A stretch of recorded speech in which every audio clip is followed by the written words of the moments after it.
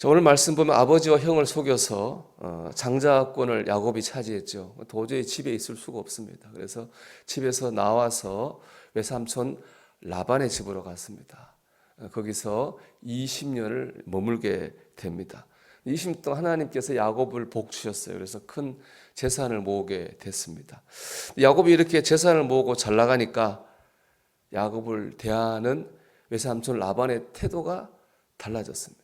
처음에 왔을 때는 불쌍하게 여기고 도와줬는데 점점 야곱이 잘 사니까 도와주던 태도가 달라지고 이제는 질투하고 미워하고 공격적이 돼가기 시작했습니다. 이걸 눈치챈 야곱이 불안을 느끼고 라반이 사업상 출장 간 틈에 도망을 갑니다. 재산 다 가지고 자기가 이룬 가족들 다 데리고 외삼촌한테 인사 한마디 없이 도망을 가버립니다. 야곱도 참 너무했죠, 그죠? 아무리 외삼촌 라반의 태도가 달라졌다고 해도 그렇지 20년 전에 오갈 데 없는 자기를 받아준 은인이에요. 20년 동안 같이 살게 해줬어요.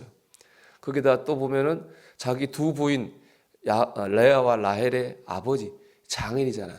그런데도 말 한마디 하지 않고 그냥 재산 싹 가지고 도망을 가버린 거예요. 더 너무한 건 야곱의 둘째 부인 라헬입니다. 라헬은 아버지의 드라빔을 훔쳐 도망갑니다. 드라빔이 뭐냐면 이렇게 우상입니다. 그 당시에는 이 우상이 자기 집을 지켜주는 수호신이고 복주는 어떤 그런 힘이 있다고 생각했어요. 라헬 생활 때 아버지의 드라빔을 우상 훔쳐가면은 아버지 받을 복을 자기가 다 받을 거라고 생각을 했는가 보죠. 이게 참 도둑이죠. 그렇게 해서 가져갔습니다. 이걸 한 라반이 화가 안 날 수가 없죠. 아주 화가 났습니다. 그래서 야곱을 잡으러 나섰습니다. 7일간의 맹추격 끝에 드디어 야곱 일행을 만났습니다. 이제 뭔가 큰 일이 요즘도 가족 재산 때문에 가족 간에 서로 막 큰 일이 있잖아요. 그런 큰 일이 일어날 만한 살벌한 분위기입니다. 그럼에도 불구하고 다행히 평화적으로 모든 일이 잘 해결됐습니다. 그 이유가 어디 있습니까? 우리 29절 한번 볼까요? 29절 같이 읽어보겠습니다.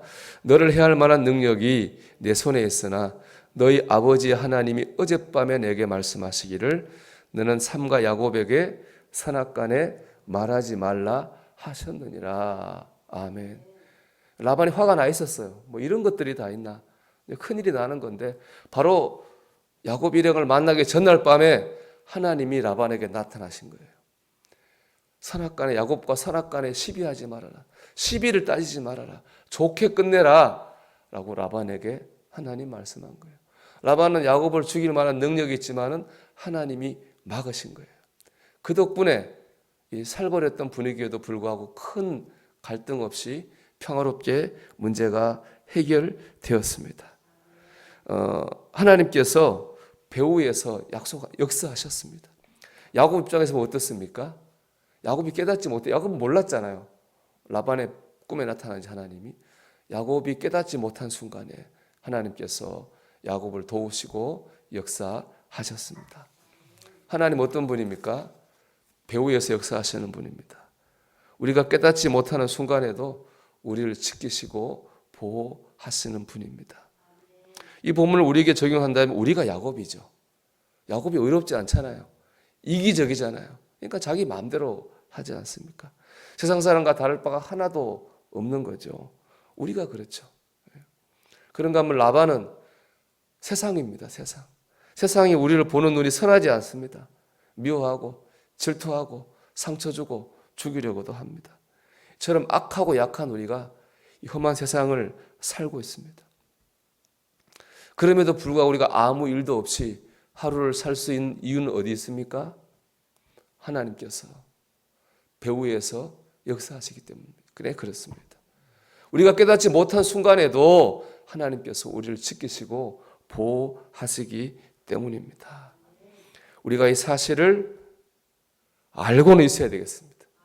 제가 오늘 이 말씀 나누고 싶어요. 이 사실을 알고는 있어야 됩니다. 혹시라도 우리가 의롭고 완전해서 내가 잘나서 잘 산다는 착각 가지고 살아서는 안 됩니다. 신앙생활도 마찬가지죠. 내가 믿음이 좋아서 기도를 많이 해서 은혜를 받는다. 크게 잘못된 생각입니다.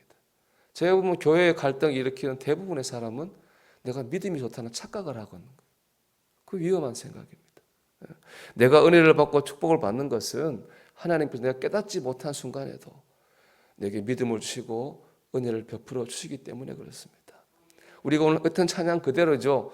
모든 게 다 뭐예요? 하나님의 은혜입니다. 우리는 정말로 착각해서는 안 됩니다. 오히려 감사해야 됩니다. 이런 생각해 봤어요. 오늘 밤에 우리가 하루 마치고 잠자리에 들지 않겠습니까? 그럴 때 이런 고백할 수 있으면 좋겠습니다. 하나님, 내가 잘나서 잘난 것도 아니고 내가 뭐 의로운 것도 아닌데 오늘 하루 이렇게 잘 지내게 하신 거 다 하나님의 은혜인 줄 믿습니다. 감사합니다.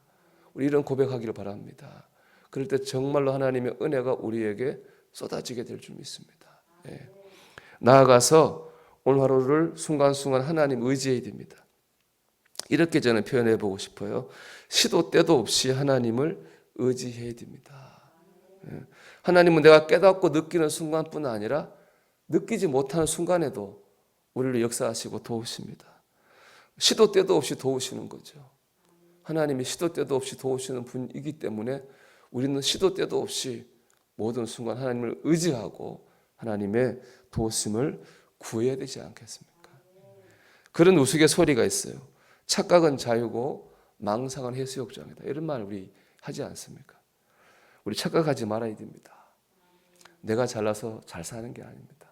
하나님께서 우리가 깨닫지 못하는 순간에도 우리를 지키시고 도우시기에 우리가 삽니다. 우리가 오늘도 이 사실을 깨닫고 감사하고 모든 일에 하나님을 의지하는 그런 저와 여러분이 되기를 주님의 이름으로 축원합니다.